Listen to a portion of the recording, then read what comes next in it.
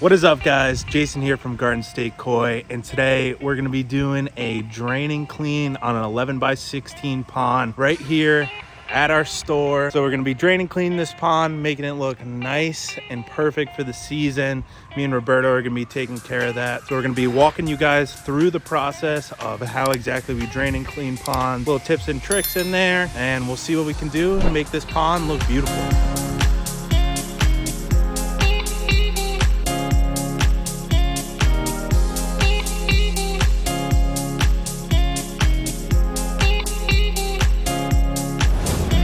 Here's what the pond is looking like. Here's a little before, looking a bit dirty. So the first thing we do when we arrive at the job site, unload our pumps and our tanks and get that water level starting to drop already, because that's going to be the most time consuming time filling up our tanks. So we have that water to rinse or to hold fish if the pond had fish. This pond doesn't have any fish, so we're not really worried about any changing temperatures or anything, because we are doing this a little bit early in the season, trying to get a head start on things so we can get out in the field and not have to worry about opening these features at our store. We already opened up our larger recreational pond at the shop, so we can go over there and take a look what that's looking like after we already drained and cleaned that. So here we have our recreational pond at the store that we drained and cleaned a few days ago. You could already see that that water is crystal clear. You can see to the very bottom.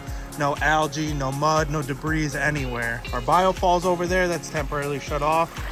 And we have our wetland filter over here, filtering the pond, keeping that water crystal clear and beautiful. So let's see if we can get that same water quality over in the front of the store. Let's get it. So we got all our holding tubs up. We are currently filling this 500-gallon holding tank with water so that when we're all done, we have some fresh water to put right back in. We're also going to be saving some of the water in this blue tank over here to put back in the pond once we're finished. We're going to be using these 100-gallon tubs to rinse the pond. So now we're going to go ahead and get our clean out pump in here and start pumping out this dirty water. So Roberto is about to drop the clean out pump into the pond. You can see that our clean out pump has a nice string at the top. You don't want to grab the pump by the cord or the hose. You might damage the pump and or the hose. So we like to put a rope on there so we can nice and drop it down to the deepest point, keep our cord intact and our hose working well.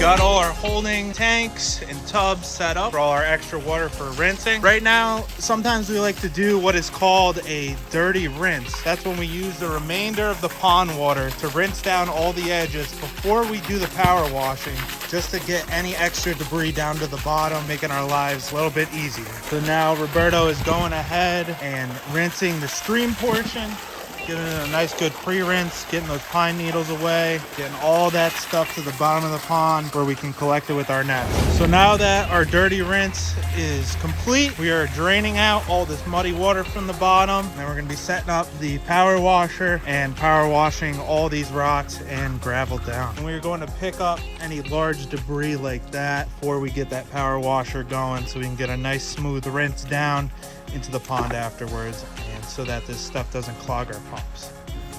Whee!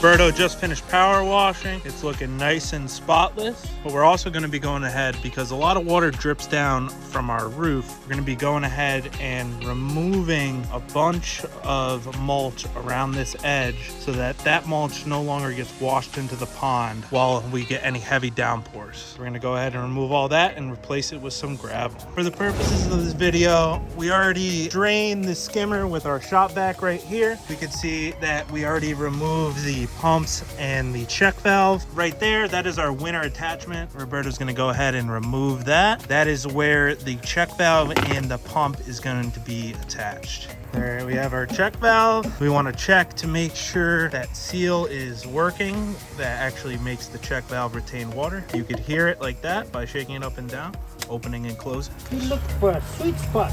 Now, screwing the top piece of the check valve into the bulkhead. You want to just make sure that is hand tight. You don't want to go in there and crank that down with any channel locks because it may get over tightened and you may compromise that bulkhead. You also want to go ahead and make sure your pump is cleared of any debris. Then you're going to attach that check valve to the top there. Right here is the intake for the pump. As you can see, it is fully clogged with stuff. So we're going to go ahead and get that all out of there.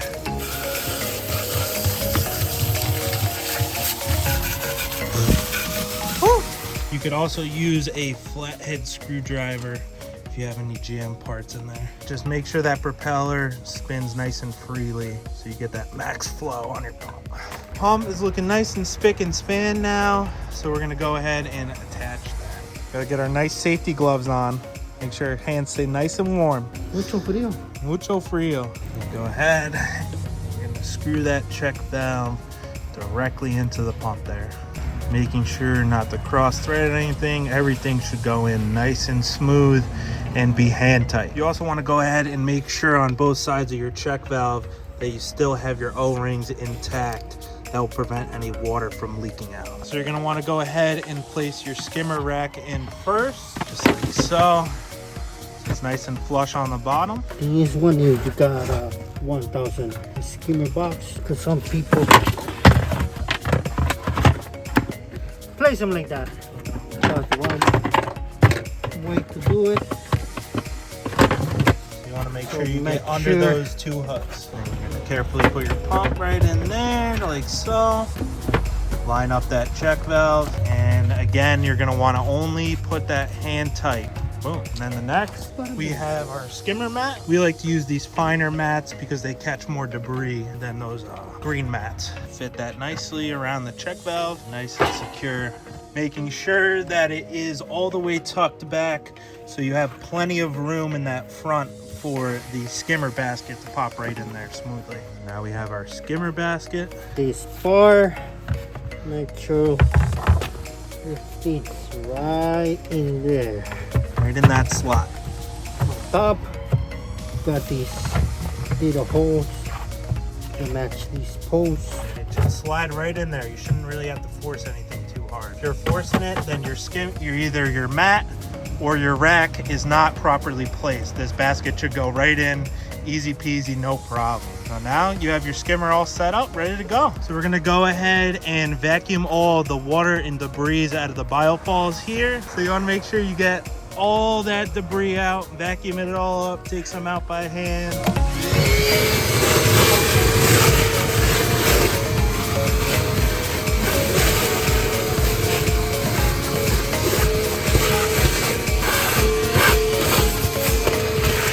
Just like that.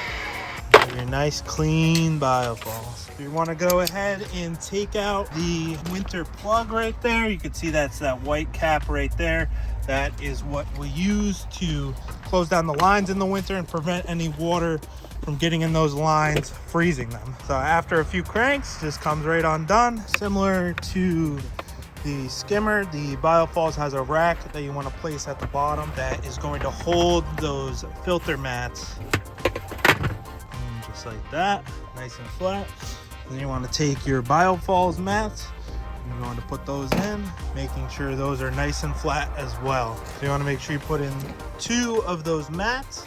Then you're going to want to go ahead and follow that up with your biological filtration right here. We like to use here at the store Advanced K Plus media. Go ahead and put that right on top of those pads. Make sure that it's upside down. These should be upside down. And then you're going to go ahead and find a nice big heavy rock to put on right on the top of that to prevent that media from floating away. So we have our skimmer all put together, our BioFalls put together. We're gonna go ahead now and rinse down the pond with the extra water we saved to remove any of that debris from power washing that remains in the pond. So we're gonna go ahead and rinse it down, pump all that dirty water out, and we're gonna start filling up with that crystal clear water, getting this nice and beautiful for the season. We got Corey helping us out now. He's going ahead and helping us out removing this mulch. We're gonna do a bit of cord management over here. Get all those wires hidden so the feature looks nice and natural. We're going ahead and setting up for our rinse. We're gonna be using all these tubs to rinse down all debris to the bottom of the pond to where we could scoop it up and pump it out. Just like that, I'm gonna be moving this pump from tub to tub while Roberto rinses down, starting at the very top of the feature, rinsing down that stream to the bottom. We have our pump on the bottom that is going to be draining that water at the same time as he rinses. So you can see Roberto has our valve attachment right now on the pump. That creates a little more pressure coming out of the end of the hose, so we could really stir up that mud and get that to the bottom of the pond. Just like that. And then we take our tub that still has a little bit water remaining, and we're gonna go ahead and dump that right in here. Not wasting any drop of water here. So we used up all our tubs. We are now filling those with clear, crystal clear hose water so we can go ahead and put that right in the pond as soon as we're finished. Roberto's just finishing up over here with this final little rinse. Gonna keep rinsing it until that water turns clear. So we just finished with our final rinse. Any of this leftover muddy water will just be diluted with the clear water that we put in. Now we're gonna go ahead and bury our aeration line at the bottom of the pond so it's nice and hidden. And we're gonna go through around and make sure all the lights are working and that they're all facing the right direction. So also, while we're checking all the lights, we're filling in any spots that have missing gravel that we may have washed down or that over time has washed down. So we just want to make sure we cover up any liner or underlayment that is showing around the feature like that. Patch that all up.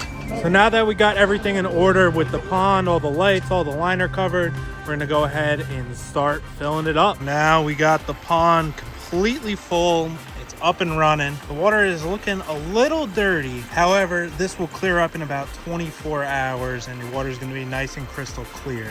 Over here we have our river rock. We mixed, it's Pocono river rock. We mixed 3/4 in with 1 to 3 inch so we can get a nice contrast between the different sizes of rocks. After the pond was filled, we also skimmed the top and removed any floating debris that we may have missed during the process. So we go ahead and scoop all that out so we have a nice crystal clear and no debris is sinking down to the bottom of the pond. We're also going to go ahead and dose the pond with a little bit of flocculant. We're going to add algicide and barley extract as well. The barley extract helps to prevent any algae from growing. The algicide will also prevent algae, but it will also kill any algae that forms in the pond. We're also going to be adding cold water bacteria because it's still a little cold here.